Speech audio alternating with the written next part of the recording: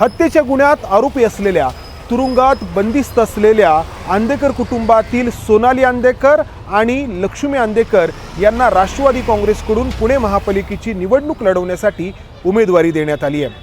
पालकमंत्री म्हणून अजित पवार पुणे गुन्हेगारी मुक्त व्हायला हवं असं सतत सांगत असतात।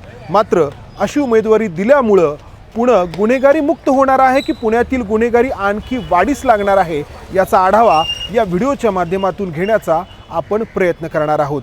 तर सोनाली आंदेकर आणि लक्ष्मी आंदेकर या दोघीही आयुष कोमकरच्या 5 सप्टेंबर रोजी झालेल्या हत्या प्रकरणामध्ये आरोपी आहेत। या वर्षीचा पुण्याचा गणेशोत्सव नेहमीप्रमाणे उत्साहात साजरा झाला आणि सगळ्यांना वेध लागले होते ते 6 सप्टेंबरच्या विसर्जन मिरवणुकीचे।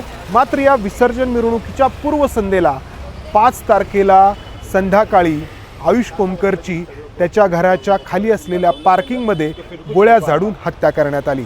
पोलिसांनी या प्रकरणामध्ये आंदेकर टोळीचा प्रमुख बंडू उर्फ सूर्यकांत आंदेकर याच्यासह अनेक आरोपींना आत्तापर्यंत अटक केली आहे आणि या अटक केलेल्या आरोपींमध्ये समावेश आहे तो सोनाली आंदेकरचा आणि लक्ष्मी आंदेकरचा।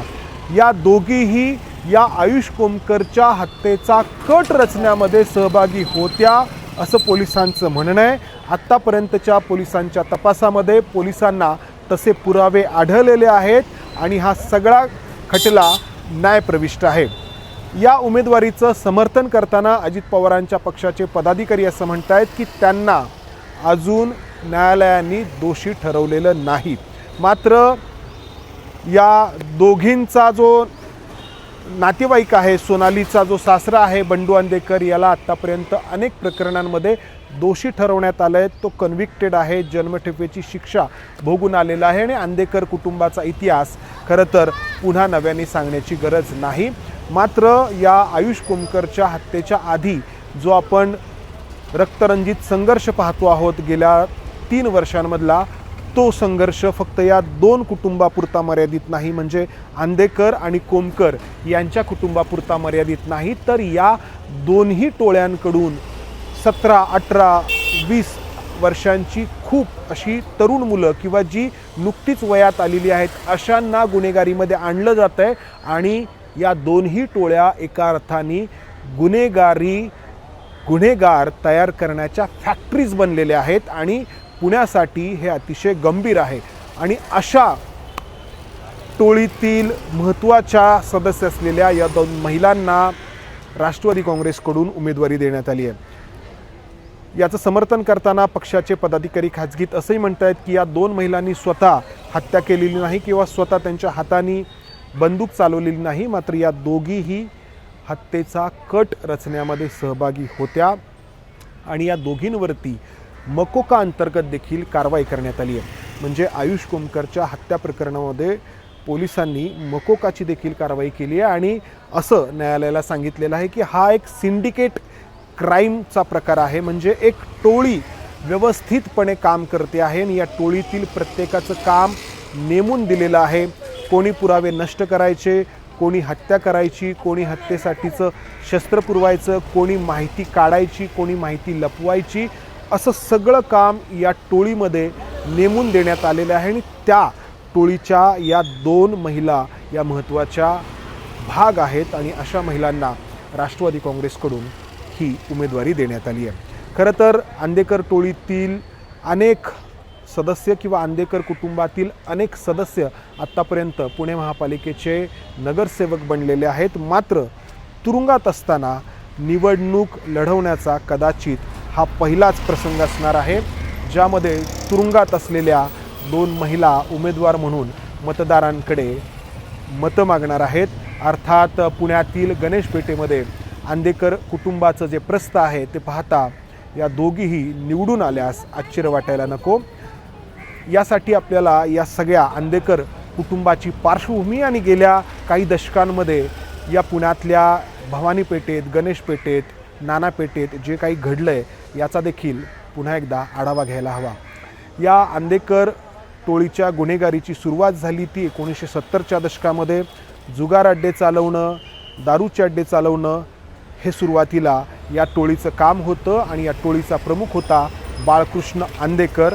या टोळीचा त्यावेळी माळवदकर टोळीसोबत संघर्ष झाला आणि या संघर्षातून माळवदकर टोळीचा प्रमुख असलेल्या प्रमोद माळवदकरच्या वडिलांची आंदेकर टोळीकडून हत्या करण्यात आली 1978 साली। त्या हत्येचा बदला माळवदकर टोळीने बाळकृष्ण आंदेकरची 1984 साली हत्या करून घेतला आणि तेव्हापासून या आंदेकर टोळीची सूत्र आली ती बंडू उर्फ सूर्यकांत आंदेकर याच्याकडं आणि त्यानंतर आंदेकर आणि माळवदकर यांच्या टोळीयुद्धातून त्यावेळी 80च्या दशकात 6 हत्या झाल्या। मात्र 90चं दशक उजाडलं आणि या आंदेकर कुटुंबाने आपलं पुण्यातल्या पेठांमधलं प्रस्थ वापरून राजकारणामध्ये प्रवेश केला आणि त्यांना साथ लाभली ते त्यावेळचे पुण्याचे कारभारी सुरेश कलमाडी यांची। सुरेश कलमाडींनी 1997 साली झालेल्या महापालिकेच्या निवडणुकीमध्ये या आंदेकर कुटुंबातील 4घांना तिकीटं दिली आणि 4ही जण काँग्रेसच्या तिकिटावरती निवडून आले, ज्यामध्ये एक होत्या वत्सला आंदेकर, ज्यांना पुढच्याच वर्षी म्हणजे 1998 साली काँग्रेसकडून महापौर पदाची संधी देण्यात आली आणि त्यानंतर सातत्याने आंदेकर कुटुंबातील सदस्य या पुण्याच्या नाना पेठेतून नगरसेवक म्हणून निवडून येत गेलेले आहेत। वत्सला आंदेकर, गणेश आंदेकर, उदयकांत आंदेकर, जयश्री आंदेकर, रमाकांत आंदेकर हे आत्तापर्यंत आंदेकर कुटुंबातील सदस्य नगरसेवक म्हणून पुणे महापालिकेमध्ये निवडून आलेले आहेत आणि 2017 सालच्या निवडणुकीमध्ये वनराज आंदेकर देखील नगरसेवक म्हणून निवडून आला होता। मात्र पुढं या आंदेकर कुटुंबामध्येच वाद निर्माण झाला। बंडू आंदेकरच्या मुली ज्या आहेत, ज्या कोमकर घराण्यामध्ये देण्यात आलेल्या आहेत, ज्यांची लग्न झालेली आहेत, यांच्यासोबत आणि त्या वादातून आंदेकर टोळीकडून 2023 मध्ये निखिल आखाडेची हत्या करण्यात आली। त्या हत्येचा बदला घेण्यासाठी वनराज आंदेकरची 2024च्या सप्टेंबर महिन्यामध्ये हत्या करण्यात आली आणि वनराज आंदेकरच्या हत्येचा बदला घेण्यासाठी म्हणून 5 सप्टेंबर 2025ला आयुष कोमकरची हत्या करण्यात आली।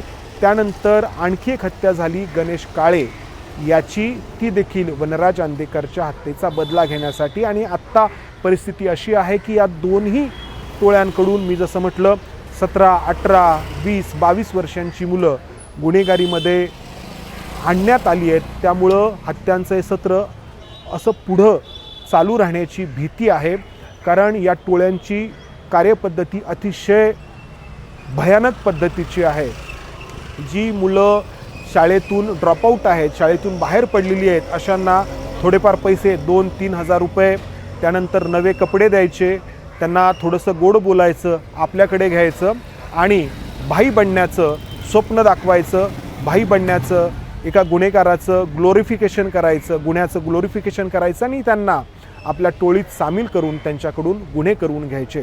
आत्तापर्यंत ज्या हत्या झाल्यात, मग त्या निखिल आखाडेची हत्या असेल, वनराज आंदेकरची हत्या असेल किंवा आयुष कोमकरची हत्या असेल किंवा आत्ता काही दिवसांपूर्वी झालेली गणेश काळेची, या सर्व हत्या प्रकरणांमधले आरोपी आणि त्यांची वय पाहता काही अल्पवयीन आहेत, 17 वर्षांचे आहेत, काही 19 वर्षांचे आहेत, काही 20 वर्षांचे आहेत, काही 22 वर्षांचे आहेत आणि त्यामुळं आंदेकर कुटुंब हे गणेशपेठेमध्ये जरी रॉबिनहूड पद्धतीनं पाहिलं जात असलं, या गणेशपेठेतील लोक सातत्याने त्यांना निवडून देत असले तरी एक दुसरं रूप या आंदेकर कुटुंबाचं किंवा टोळीचं असं आहे, ते म्हणजे मोठ्या प्रमाणामध्ये गुन्हेगारी पसरवण्याचं किंवा मोठ्या प्रमाणामध्ये वयात आलेल्या मुलांना गुन्हेगारीमध्ये आणण्याचं, आणि हे अतिशय धोकादायक आहे पुणे शहरासाठी।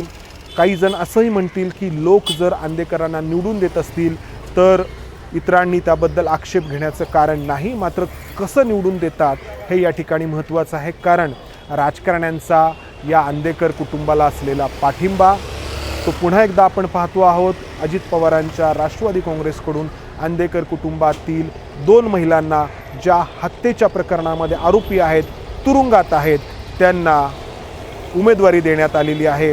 अशाने पुणे गुन्हेगारी मुक्त होणार की गुन्हेगारी युक्त होणार हे लोकांनी ठरवायचं आहे। कॅमेरामन राजेश बिडकरसह मी इथेच थांबतो। धन्यवाद। एबीपी माझा, उघडा डोळे बघा नीट।